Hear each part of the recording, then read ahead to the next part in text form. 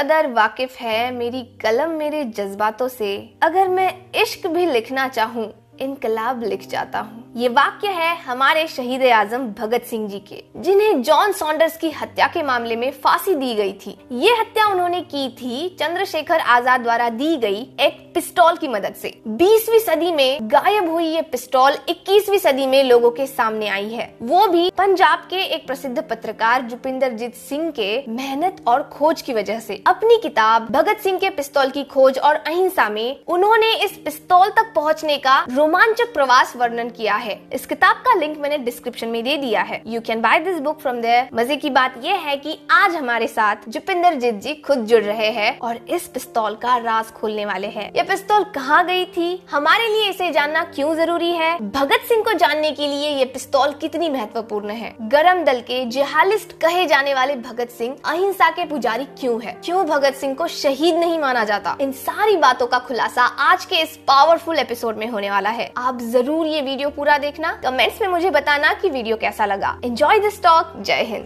पूरा नाम भगत सिंह संधू, उम्र 23 साल। जब भारत के इस नौजवान ने अपने गुलाम देश को आजाद करने के लिए मौत को खुशी खुशी गले लगा लिया। आमतौर पर हम ये कहानी तो जानते हैं कि भगत सिंह ने अपने गुरु प्रेरणा स्थान लाला लाजपत राय जी की ब्रिटिशों द्वारा 1928 में लाठी चार्ज में हुई दुर्दैवी मृत्यु का बदला लेने के लिए ब्रिटिश अधिकारी जेम्स स्कॉट को लाहौर में मारने की कोशिश की, लेकिन उस दिन गलती से सहायक पुलिस अधीक्षक जॉन सॉन्डर्स की मौत हो गई। इसी के चलते भगत सिंह और उनके दो साथी राजगुरु और सुखदेव जी को फांसी की सजा मिल गई। ये कहानी मोटा मोटी तो देश स्तर पर सभी को पता होती है, लेकिन उनके मूल क्षेत्र में इन कहानियों का स्वरूप बहुत भावनिक और मार्मिक होता है। आज के हमारे गेस्ट जो पंजाब की मिट्टी से आते हैं, मिस्टर जुपिंदरजीत सिंह सर, आपसे मैं ये जानना चाहती हूँ कि आप कौन सी भगत सिंह जी की कहानियों को सुनकर बड़े हुए हो जो शायद देश स्तर पर लोगों को कम पता है।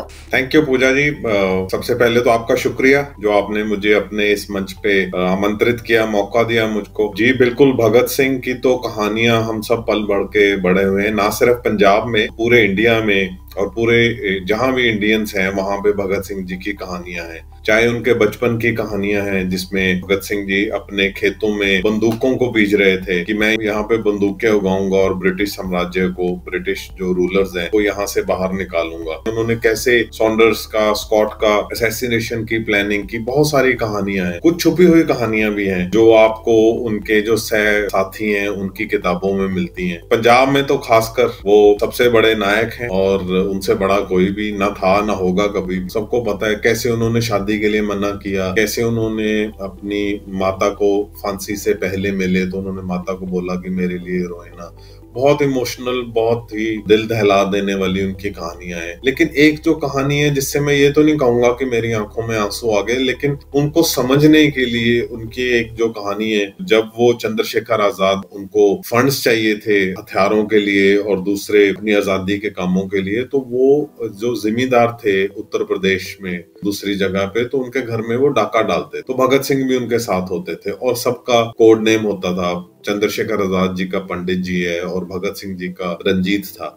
वहां पे जाते थे तो एक गांव है वहां पे पीलीभीत के अंदर, जहां पे एक लोकल रेवोल्यूशनरी थे ठाकुर, उनके साथ उन्होंने एक जिम्मेदार के घर में डाका डाला और वहां पे एक कमोशन हो गया जिसके करके उनको गोली चलानी पड़ी। भगत सिंह को नहीं, जो ठाकुर थे, उन्होंने जब वो गोली चलाई तो एक लठायत जिम्मेदार का मारा गया। अब लठायत भी एक नॉर्मल गाँव का वासी है जो एक नौकरी कर रहा है। तो जैसे ही वो लठायत की डेथ हुई और वो वापस आए अपने छुपने वाली जगह, तो सभी गंभीर थे कि हमने गोली से एक भारतीय को मार, एक भारत निवासी को ही मारा। लेकिन उन सब में से सिर्फ भगत सिंह थे जिन्होंने वहां पे उठे और उन्हें बोला कि पंडित जी चंद्रशेखर आजाद को कि पंडित जी, मैं आज के बाद डकैती के लिए नहीं जाऊंगा, मैं किसी निर्दोष का खून नहीं बहा सकता। हालांकि इसके बाद उन्होंने सॉन्डर्स का किया और पूरी आइडियोलॉजी के साथ किया उन्हें। तो ये एक ऐसा एस्पेक्ट था जो मुझे रिसर्च के टाइम पता चला। उन्होंने बोला है कि हम ह्यूमन लाइफ को वैल्यू देते हैं। उन्होंने ये कोर्ट में भी बोला, अपनी तकरीर के दौरान उन्होंने बोला हम ह्यूमन लाइफ को वैल्यू देते हैं, लेकिन जो ह्यूमन लाइफ हमारे देश को गुलाम बना रही है, जो हमारे लीडर जैसे लाला लाजपत राय फादर जैसे थे उनको मारेंगे, हम उस ह्यूमन लाइफ को वैल्यू नहीं देंगे। पुस्तक का नाम है भगत सिंह की पिस्तौल की खोज। जो मेरी जर्नी थी, भगत सिंह जी ने, जैसा आपने बताया कि जॉन सॉन्डर्स का जब उन्होंने हत्या की थी लाला लाजपत राय की मौत का बदला लेने के, तो उसके बाद ये पिस्टल उनके पास से रिकवर हुई थी जब उन्होंने दिल्ली असेंबली में बम फेंका था। ये पिस्टल तब से उनका केस का हिस्सा थी। जब उनको फांसी दे दी गई 23 मार्च 1931 में, उसके बाद जितना भी उनका केस का प्रॉपर्टी थी, उनकी किताबें, उनकी केस फाइल, जो भी उनसे मिला, वो सब लाहौर पुलिस को दे दिया गया कि आप ये सारा सामान फिलौर पुलिस एकेडमी, फिलौर एक जगह है पंजाब के जलंधर डिस्ट्रिक्ट में, वहां पे पंजाब की पुलिस अकादमी है। ये इंडिया की पहली पुलिस अकादमी थी जिसको अंग्रेजों ने बनाया था 1860 में। 1860 में ये मिलिट्री एकेडमी थी, 1880 में ये पुलिस एकेडमी बनी। जो अंग्रेज हुकूमत थी वो चाहती थी कि भगत सिंह का केस हम अपने जो नए रिक्रूट हैं, जो नए ट्रेनीज हैं, उनको पढ़ाया जाएगा। उनको पढ़ाने के दो मकसद थे। पहला ये कि पुलिस ये कह रही थी कि हमने इसमें बहुत गहरी इन्वेस्टिगेशन की है, और ये पहला केस था जिसमें इंडिया में फोरेंसिक जांच हुई हथियारों की, कारतूसों की, जिसके लिए इंग्लैंड से एक स्पेशल फोरेंसिक वैज्ञानिक को बुलाया गया। दूसरा, वो इसलिए इस केस को पढ़ाना चाहते थे, अगर हमारी पुलिस फोर्स के किसी एक अफसर को, किसी एक जवान को मारा जाएगा तो हम उसके बदले में 3 को मारते हैं। इससे वो अपनी फोर्स का मोरल बूस्ट करना चाहते थे। तो ये ऑर्डर हुए थे, लेकिन भगत सिंह का काफी सामान वहां पहुंच गया, पर ये पिस्तौल वहां पे नहीं पहुंची। तो मेरी ये जो जर्नी है, ये इस पिस्तौल को ढूंढने की है। 1931 में वो फिलौर में आ जानी चाहिए थी। वो आई कि नहीं आई? वो आई तो वो कहाँ गई? बिकॉज वो फिलौर में नहीं थी जब हमने उसको ढूंढना शुरू किया। वहां से चलते हुए मेरी ये किताब की जर्नी है कि मैंने उसको कैसे ढूंढा। दूसरा पक्ष इस किताब का है कि भगत सिंह जी की आइडियोलॉजी, उन्होंने हथियार उठाया तो क्यों उठाया। सबसे बड़ी बात है जो बहुत कम लोग जिसके ऊपर विचार करते हैं, वो ये है कि भगत सिंह ने इस पिस्तौल को सिर्फ एक बार यूज किया, लाइफ ओनली वंस।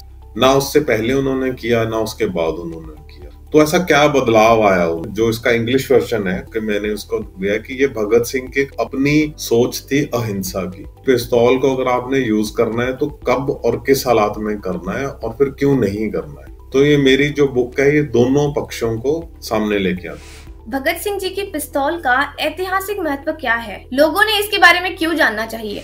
हाँ, ये बहुत इंपॉर्टेंट क्वेश्चन है। जैसे आजकल इंडिया में पूरा गन कल्चर चल रहा है, और पंजाब में स्पेशली गन कल्चर है। बहुत गैंगस्टर उठ रहे हैं, और बहुत सारे गैंगस्टर्स पहले भी हैं जिनकी इतनी फैन फॉलोइंग है, उनके लाखों फॉलोअर्स हैं, और वो बहुत अपने वेपन्स को ब्रांडिश करते। तो भगत सिंह के वेपन के बारे में, उनके पिस्तौल के बारे में ऐसी क्या खास बात? उसकी सबसे बड़ी खास बात है कि उन्होंने पिस्तौल को उठाया था, उन्होंने हथियार को उठाया था किसी इनोसेंट की हत्या करने के लिए नहीं। उन्होंने हथियार को उठाया था देश की आजादी। तो वेपन वही है। एक वेपन किसी इनोसेंट को भी मारता है, किसी मजलूम की भी हत्या कर सकता है, और एक इनोसेंट किसी टायरेंट की, किसी क्रूअल हुकूमत की भी वो कर सकता है। तो भगत सिंह की पिस्तौल का ये महत्व है। ये जो पिस्तौल है, ये है US .32 कोल्ट सेमी ऑटोमेटिक, और इसको भगत सिंह जी को चंद्रशेखर आजाद ने दिया। और उन्होंने जब ये हथियार को जॉन सॉन्डर्स को की हत्या के बाद उन्होंने अपने पास रखा, कभी उसको इस्तेमाल नहीं किया। जॉन सॉन्डर्स की हत्या से अगले दिन ब्रिटिश पुलिस ने सिर्फ ये बात फैलाई कि जो ये हत्या हुई है, ये कोई आजादी के मतवालों का काम नहीं है, ये रेवोल्यूशनरियों का काम नहीं, ये हत्या डाकुओं का काम है। तो ये भगत सिंह को बहुत चोट लगी। उसके बाद उनकी लाइफ का जितना भी स्टेप्स थे, उन्होंने असेंबली में बम फेंका, उसके साथ उन्होंने पर्चे बांटे और अपने आप को सरेंडर किया। इसलिए सरेंडर किया कि मैं जाके कोर्ट में ये बता सकूं कि हमने सॉन्डर्स को क्यों मारा है। तो उनकी जितनी भी आइडियोलॉजी, हर बात, सब कुछ सिर्फ इस पिस्तौल से शुरू होती है। ये उसकी हिस्टोरिक इंपॉर्टेंस है। उन्होंने लिखा भी है कि जो गन्स एंड बॉम्ब्स हैं, जो बंदूक और बम है, उनसे आजादी नहीं आती, ये विचारों से आती है। तो जो विचार है उसको उठाने के पीछे उन्होंने उसको इम्पोर्टेंस दी है, और उसी को ही मैंने इस बुक में सामने लेके आया। ये बहुत इंपॉर्टेंट है। जो हमारी यंग जनरेशन है, मुंबई में इतना माफिया रहा है, इतना गैंगस्टर रहा है, अभी भी है, और सेम पंजाब में बहुत बड़ी समस्या है आजकल, ड्रग्स की समस्या और गैंगस्टर की समस्या है। अभी हमारे इतनी टारगेट किलिंग्स गैंगस्टर्स ने की है, मूसेवाला का कत्ल किया उन्होंने, गैंगस्टर्स ने, गैंग वॉर्स चल रही हैं और उनको कोई फर्क ही नहीं पता। जो एक रिस्पॉन्सिबिलिटी है जब आपके पास हथियार है तो उसकी क्या रिस्पॉन्सिबिलिटी, ये आपको भगत सिंह बताते हैं, इसलिए उसकी इम्पोर्टेंस। सर, आपने भगत सिंह जी पर बहुत रिसर्च किए है, आपको ये पता चला कि वो एक विद्वान राजनीतिक होने के साथ साथ विचारक, चिंतक, लेखक भी थे, पत्रकार थे। उनका जो प्रवास है जेल में जाने के बाद, आप उसके बारे में कुछ बता सकते हैं हमें? जी बिल्कुल। देखिए, आजादी के बहुत लोग हमारे फ्रीडम फाइटर्स हुए हैं, हजारों। भगत सिंह जी से पहले भी फांसी हुई है, उनके बाद भी फांसी हुई है। क्यों भगत सिंह को सबसे ऊपर रखा जाता है? मैं ये नहीं कहता कि बाकी का कंट्रीब्यूशन नहीं है, लेकिन एक वैल्यू में, एक इम्पैक्ट में सबसे ऊपर उनको इनके इसलिए रखा जाता है बिकॉज ऑफ उनका अध्यापन के लिए, उनकी रिसर्च के लिए, और उस रिसर्च को जो वो पब्लिक को बोल के गए हैं। इवन नेहरू और गांधी, जो जवाहरलाल नेहरू और महात्मा गांधी, जो उनके अपोनेंट्स थे, जो उनको क्रिटिसाइज करते थे, उन्होंने भी ये माना है कि भगत सिंह का नाम इतनी जल्दी जंगल में आग की तरह फैला कि वो इंडिया के किसी भी रिमोट गांव में जाते थे ना, तो लोग उनको भगत सिंह के बारे में पूछते थे। ये उनके ऑफिशियल कोट्स हैं, उनकी ये इंटरव्यूज हैं। तो ये भगत सिंह की इंपॉर्टेंस इसलिए हुई बिकॉज वो बहुत ज्यादा पढ़ते थे। बहुत कम लोगों को पता है कि उन्होंने जेल में 350 से ऊपर किताबें पढ़ी, और वो किताबें उन्होंने हार्डली 2 साल के जेल टर्म के अंदर, जिसमें वो भूख हड़ताल पे भी थे, कोर्ट अपेयरेंस पे थे, उस दौरान ही उन्होंने 300 किताबें पढ़ी हैं। उन किताबों के ऊपर नोट्स हैं, उन किताबों के बारे में उन्होंने लिखा है, और उन्हीं किताबों ने उनकी सोच को आगे किया है। जैसे अभी रिसेंटली क्रिश्चियन जेफरलॉट हैं, फ्रेंच राइटर हैं, रिसर्चर हैं, उन्होंने ये बोला है कि पिछली 21वीं शताब्दी के जितने भी वर्ल्ड ओवर रेवोल्यूशनरी हुए हैं, फ्रीडम फाइटर हुए हैं, उनमें भगत सिंह सबसे ऊपर है। बिकॉज कि उनका एक सोच थी, उनकी आइडियोलॉजी थी, वो एक बहुत डीप पढ़ा हुआ और डीप लिखने वाला एक एनालिटिकल माइंड था, जिस करके वो उनको वर्ल्ड का best, sorry not best but top revolutionary मानते हैं। तो ये उनकी इंपॉर्टेंस है। और जो ये जेल में वो बुक्स पढ़ते थे, वो सिर्फ वो ही नहीं पढ़ते थे, वो सारी बुक्स जेल के स्टाफ को भी पढ़नी पड़ती थी, इवन जेलर को भी पढ़नी पड़ती थी। जो जेलर है वो कह रहे हैं कि हमें भगत सिंह के पढ़ाई से, उनकी किताबों से हम बहुत ज्यादा परेशान थे, बिकॉज हमें हर लाइन पढ़नी पड़ती थी। बिकॉज उनको ये डर था, ये खदशा था, किसी लाइन में, किताब के किसी कोड वर्ड में जेल से भागने का या कहीं बाहर किसी को मारने का, अटैक करने का कोई प्लान ना हो। तो इस करके जेलर को और उनके स्टाफ को सारी बुक्स पढ़नी पड़ती थी। सारी बुक्स में से काफी बुक्स हो गई हैं। कुछ बुक्स हमारे यहाँ चंडीगढ़ में एक लाइब्रेरी है, उसमें एक स्पेशल सेक्शन है। कुछ और भी है। भगत सिंह जी के ऊपर एक प्ले भी लिखा गया था जो मिलना बाकी है। एक उन्होंने अपनी बायोग्राफी लिखी थी जो कि मिल नहीं पाई, जिसके कागज गुम हो गए। तो बहुत सा सामान था उनका जो गुम हुआ। पिस्तौल को ढूंढने में मैं लकी था, मुझे मिल गया। मैं क्राइम रिपोर्टर हूँ यहाँ पिछले 20-22 साल से, तो इसलिए मुझे थोड़ा पुलिस के वर्किंग का, पुलिस का थोड़ा नेटवर्क था, इसलिए मैं उसको ढूंढने में कामयाब हुआ। हर जेल में एक लाइब्रेरी होती है।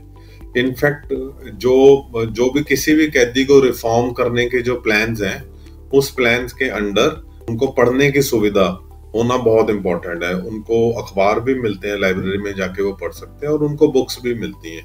तो ये पार्ट ऑफ प्रोसेस है। ये अभी भी अवेलेबल है, और आई थिंक हर किसी को अवेलेबल है, बशर्ते आप पढ़े लिखे हो।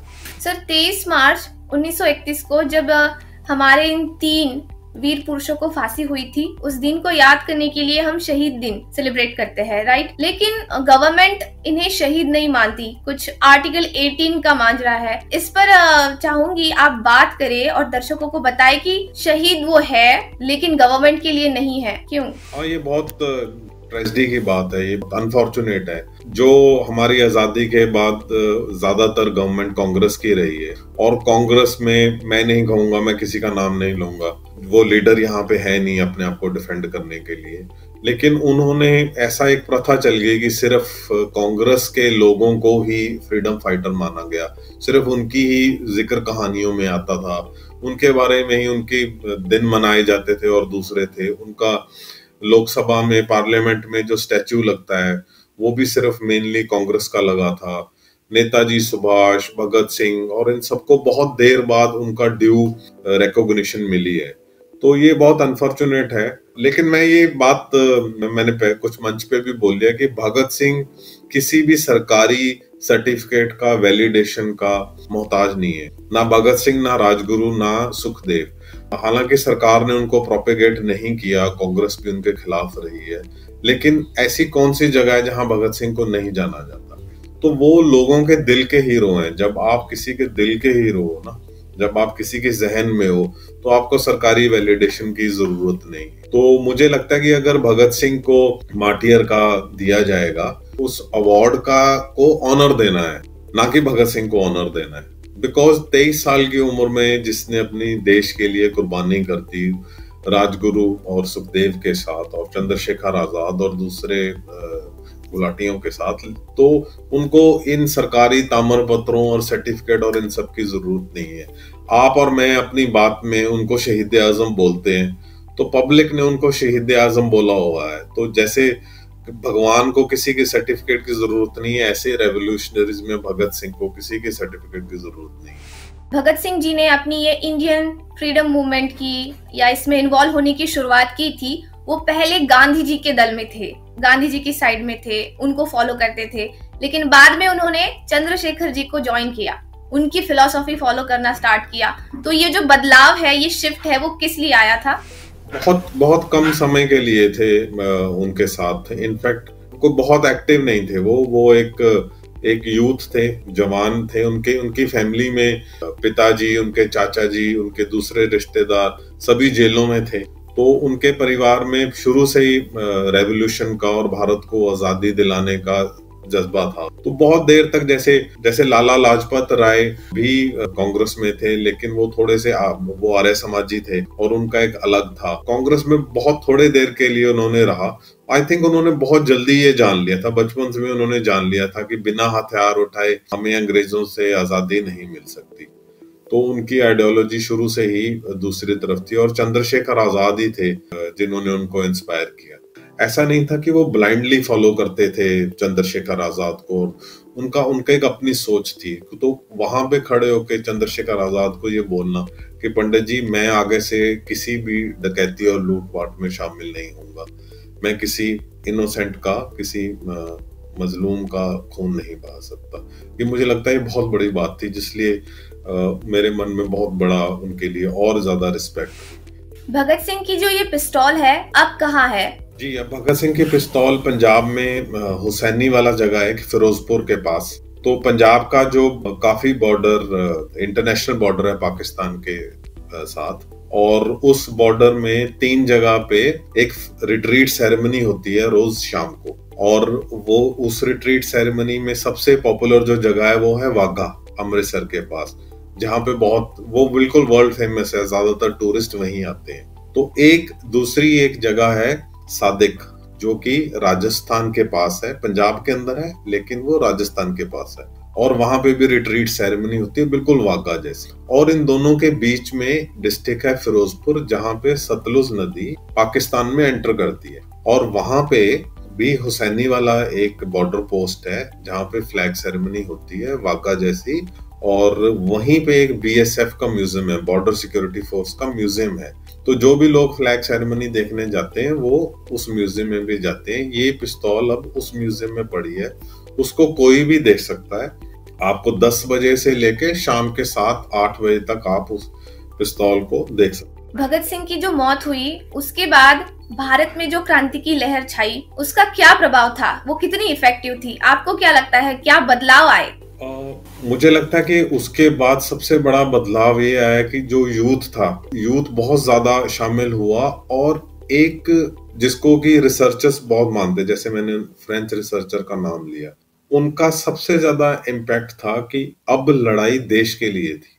उससे पहले बहुत जो रेवोल्यूशनरीज हुई हैं, उनका बंदूक उठाने का या कुछ अंग्रेजों के खिलाफ लड़ाई करने का जो मेन मकसद था, वो किसी न किसी निजी तौर पे, किसी न किसी रिलीजन के तौर पे माना गया है। सबका नहीं, जो मेन थे, ये माना गया कि उनकी जो पहली प्रॉब्लम शुरू हुई वो अपने धर्म को लेकर शुरू हुई अंग्रेजों के साथ। लेकिन भगत सिंह को ये माना गया है कि वो पहले थे जिन्होंने देश के लिए तो जो ये भारत के लिए लड़ना और फिर रीग्रुप होना, जो भारत के रेवोल्यूशनरीज को आपने बंगाल, बिहार, उत्तर प्रदेश, महाराष्ट्र, मध्य प्रदेश, यहाँ से सबको ग्रुप होना, हथियारों का आना, इसने रेवोल्यूशन को एक नया एंगल दिया, एक नया आयाम दिया। इसके चलते ही जो सुभाष चंद्र बोस जी ने अपनी सेना बनाई, इंडियन नेशनल आर्मी बनाई, वो भी इसी मकसद से बनाई, लेकिन उसका सीड, उसका बीज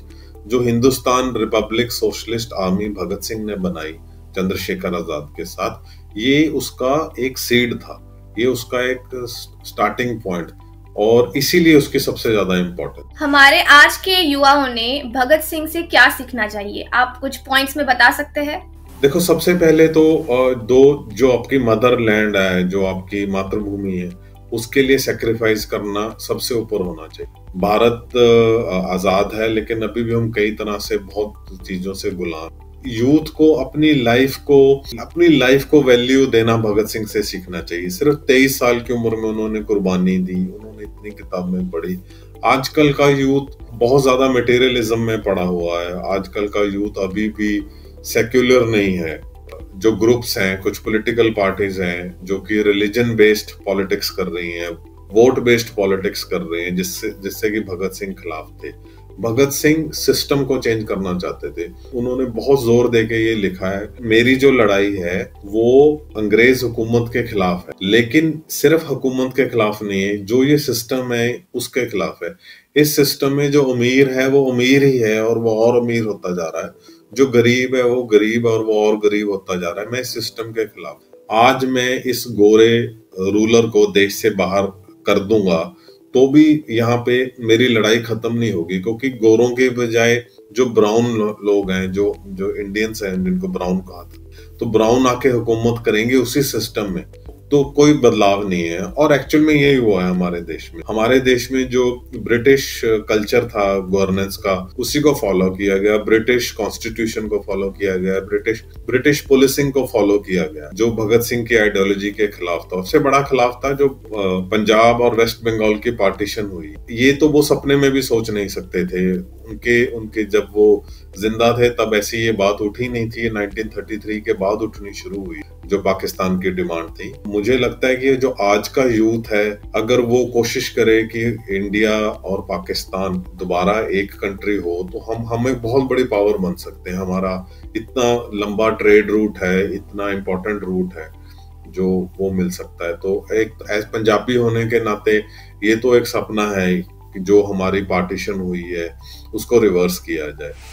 हम दोनों देशों को इकट्ठा होना चाहिए। ये हमारी जियोपॉलिटिकल जो सिचुएशन है उसके लिए बहुत इंपॉर्टेंट है। और सेकेंडली, जो हमारे ट्रेड रूट्स हैं, जो लैंड ट्रेड रूट्स हैं, वो सब पाकिस्तान की तरफ से जाते हैं। अगर अभी हमने कुछ अफगानिस्तान से हम कुछ रॉ मटेरियल या कुछ फिनिश प्रोडक्ट्स मंगवा रहे हैं, या हम यूरोप से मंगवा रहे हैं, तो वो बहुत ज्यादा घूम के सी रूट से आ रहे हैं, जो कि यहाँ पे सीधी लैंड रूट है। लेकिन पाकिस्तान के जो हालात हैं, जो वहां पे टेररिज्म है, एक सपना ही है कि पाकिस्तान आएगा तो ऐसा नहीं है कि दो भाई मिल जाएंगे और मन मुटाव खत्म हो जाएगा। दोनों भाइयों की बहुत ज्यादा जनरेशंस आगे आ गई हैं, बहुत फैमिलीज आ गई हैं, बहुत ऑफशूट्स हैं, वहां पे तालिबान है, वहां पे फनेटिक्स हैं। मतलब ऐसा नहीं होगा कि बड़ा स्मूथ ट्रांजिशन होगा। मतलब हम बहुत आगे की हम सोच के बात कर रहे हैं, जो अभी बात कर रहे हैं हमें भारत पाकिस्तान के इकट्ठे होने की। होना चाहिए, जो नेचुरल है वो तो उन दोनों को इकट्ठा होना चाहिए। उससे हमारी कितनी समस्याएं सॉल्व होती हैं। हमारा इतना डिफेंस का खर्चा है जो पाकिस्तान बॉर्डर पे लग रहा है, हमारी कश्मीर की समस्या है जो कि सॉल्व होती है उससे। लेकिन एट द सेम टाइम आपको पाकिस्तान को दोबारा से संभालना, उसका इंडिया में एसिमिलेशन करना, पॉपुलेशन मिल जाएगी, लेकिन जो एक्सट्रीमिस्ट एलिमेंट्स हैं, जो पॉलिटिशियंस हैं, वो कभी नहीं मिलेंगे और ये कोई ब्लडलेस नहीं होगा। इसमें बहुत प्रॉब्लम्स आएंगी। और ऐसे भगत सिंह ने एक यूथ के नाम चिट्ठी लिखी है जो मेरी बुक के अंदर है, जिसका टाइटल ये है, a letter to the youth of India. तो उसमें उन्होंने बहुत सारी बातें लिखी हुई हैं। तो अगर कोई भी इंटरेस्टेड है तो वो उस लेटर को पढ़ सकता है। उसमें इनफैक्ट हर एस्पेक्ट है, कैसे आपको लाइफ जीनी चाहिए, कैसे आपको पॉलिटिकल एक्टिविटी करनी चाहिए, कैसे रेवोल्यूशन लेके आना चाहिए, इस सब बातों का उसमें जिक्र किया हुआ। काल्पनिक मान्यता भी है या लोग बातें करते हैं कि अगर सुभाष चंद्र बोस जी के नक्शे कदम पर हम चलते तो शायद भारत को जल्दी आजादी मिलती। तो क्या आपको लगता है भगत सिंह जी ज्यादा दिन तक जीवित होते तो शायद हमारा स्वतंत्र दिन है थोड़ा पहले होता? जी बिल्कुल, यस डेफिनेटली।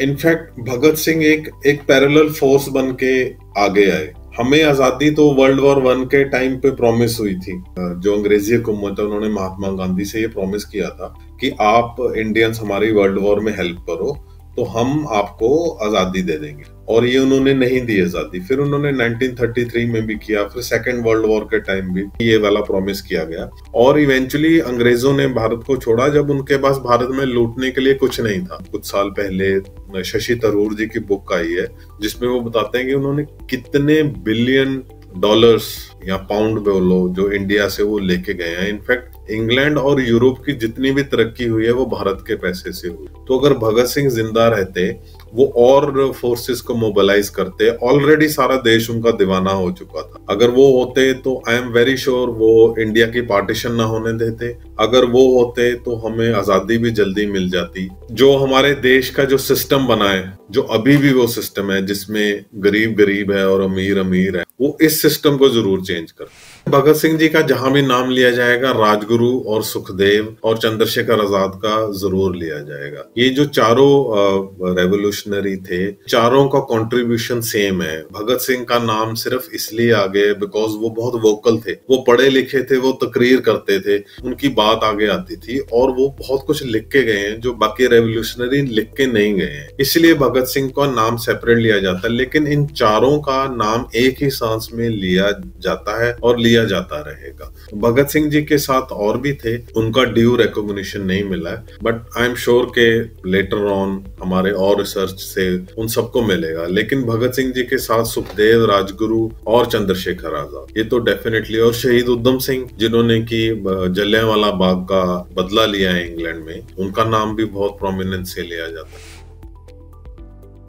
आइडियोलॉजी तो नहीं उनकी डिफरेंट थी। भगत सिंह बहुत सेक्युलर थे, वो किसी एक धर्म विशेष के लिए नहीं थे। वीर सावर जी का भी कंट्रीब्यूशन है, लेकिन यस उनकी जो कंट्रोवर्सी है, हालांकि अभी कुछ बुक्स आई हैं जो उनकी लाइफ के जो कंट्रोवर्शियल डिसीजंस थे उनको उन्होंने डिफेंड किया है। जैसे कि भगत सिंह जी को बहुत टॉर्चर भी किया गया, उनको भी बड़ी ऑफर्स दी गई कि आप ब्रिटिश हुकूमत से माफी मांग लो और आपको छोड़ दिया जाएगा, आपको फांसी नहीं दी जाएगी, लेकिन उन्होंने ये नहीं किया, जो कि वीर सावरकर जी ने ये 2-3 बार किया। लेकिन उन्होंने, वीर सावरकर ने अपने आप को डिफेंड करते हुए बोला कि मेरी ये सोच है कि मैं जेल में रह के अपने देश के काम नहीं आ सकता, तो मेरा ये सिर्फ एक तरीका था कि मैं बाहर आऊं और अपने देश के लिए काम करूं। तो भगत सिंह जी और वीर सावरकर में ये सोच का फर्क है कि उन्होंने, भगत सिंह जी ने ना माफी मांगी, ना उन्होंने रिग्रेट किया, और वो उन्होंने प्रेफर किया कि मैं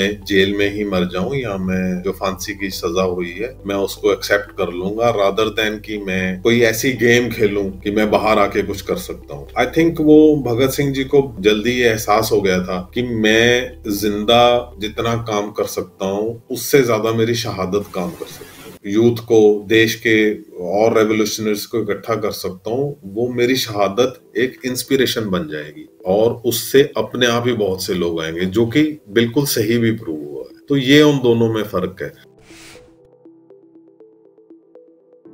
ये जो नई रिसर्च है ये इस एक्सपेक्ट के ऊपर काफी कर रही है। अनफॉर्चुनेटली मैंने उसके ऊपर इतना काम नहीं किया है। जो मैंने अपना जितना भी लिटरेचर पढ़ा है तो उसमें उन दोनों को मैंने, उनका जो एक आइडियोलॉजिकल डिफरेंस था, मैंने उसकी आपके साथ बात की है। मैं तो ये मानता हूँ कि इंडिया की आजादी के लिए बहुत से लोगों ने काम किया है। कभी भी ये कहना कि सिर्फ महात्मा गांधी थे जो हमारे मेन थे, या जवाहरलाल नेहरू थे जिनके करके हमें आजादी मिली, या भगत सिंह या वीर सावरकर, ये कहना बहुत गलत होगा। मुझे लगता है कि हर एक का अपना अपना कंट्रीब्यूशन है। वीर सावरकर का जो सबसे बड़ा कंट्रीब्यूशन है कि उन्होंने पार्टीशन के खिलाफ बहुत ही ज्यादा उन्होंने स्ट्रगल किया था कि देश की जो पार्टीशन हुई है, जो पाकिस्तान का जन्म हुआ है, वो बिल्कुल ना हो और भारत के टुकड़े ना हो। उनकी जो वसीयत में वो लिख के गए हैं कि मेरी जो एशेज हैं, उनकी अभी भी एशेज आप जानते होंगे उनके घर में कलश में वहां पे पड़ी हैं, और उन्होंने लिखा है कि ये तभी उनको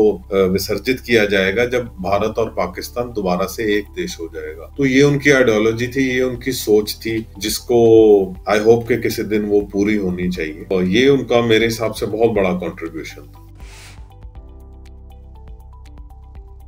बात वही है ना जो भगत सिंह जी ने बोला था कि मुझे गोरे शासक, गोरे रूलर और ब्राउन रूलर में कोई फर्क नहीं दिखता, मुझे सिस्टम में बदलाव चाहिए। तो गोडसे भी सिस्टम के खिलाफ था, और गोडसे की जो उनकी सोच थी वो ये थी कि भारत और पाकिस्तान क्यों बने, इस देश के आपने दो टुकड़े क्यों किए। उनकी कोई पर्सनल नहीं थी, उनकी किसी रिलीजन के लिए नहीं थी। वो इस सबको, वो ये नहीं कह रहे थे कि आप मुसलमानों को देश से निकाल दो, वो कह रहे हैं कि ये सब एक है। तो उनकी भी बड़ी अच्छी सोच है, और उनका बंदूक उठाने को आप क्वेश्चन नहीं कर सकते। जो एक गुस्सा था, और ये गुस्सा इसलिए भी था कि भारत के पास खुद पैसे नहीं थे और महात्मा गांधी ने उनको पाकिस्तान को पैसे दिए, जो कि आई थिंक महात्मा गांधी ये चाहते थे कि दोनों देशों में प्यार बना रहे, जो एक बड़े भाई छोटे भाई वाला रिलेशन है वो बना रहे, पर हर कोई वैसा नहीं सोचता। तो गोडसे की जो सोच है वो है काफी ढंग तक जस्टिफाई किया जा सकता है।